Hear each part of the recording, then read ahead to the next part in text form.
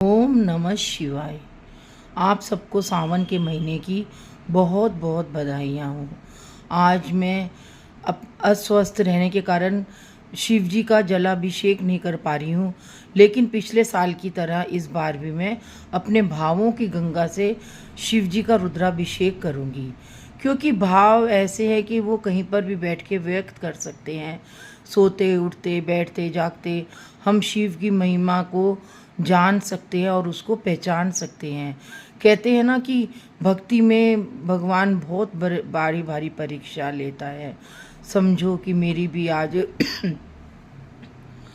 बहुत भारी परीक्षा चल रही है, अपनी स्वास्थ्य को लेकर, अपनी ज़िंदगी को लेकर।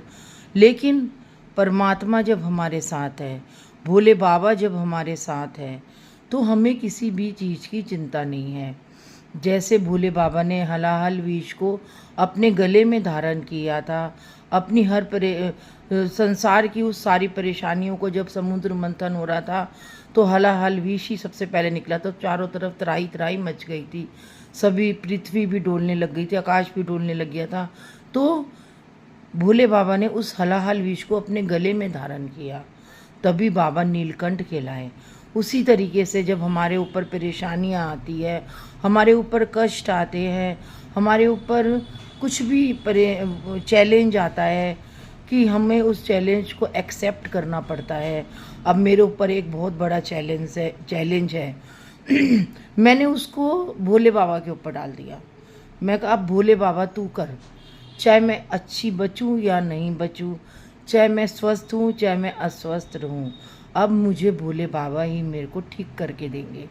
मैंने अब अपना पूरा जीवन, अपना जितना भी मेरा समय है, मैंने अब भोले बाबा के ऊपर डाल दिया है। अब भोले बाबा ही मेरे को जो भी करेंगे, अस्वस्थ करेंगे, स्वस्थ करेंगे, सब अब उनके ऊपर है। आज ये सावन का महीना है, मेरी तपस्या का महीना है ये। आज मैं देखूंगी कि मैंने इतने सालों की जो भक्ति करी है भोले बाबा के प्रति, तपस्या करी है, तो उसका मुझे फल मिलता है या नहीं मिलता, वो मैं सब भोले बाबा के ऊपर छोड़ती हूँ।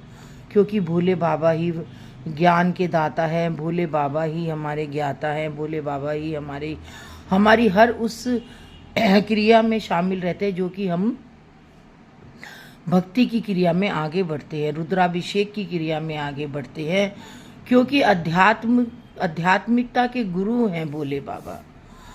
ओम त्र्यंबकम यजामहे सुगंधिम पुष्टिवर्धनम उर्वारुकमिव बंधनात् मृत्युर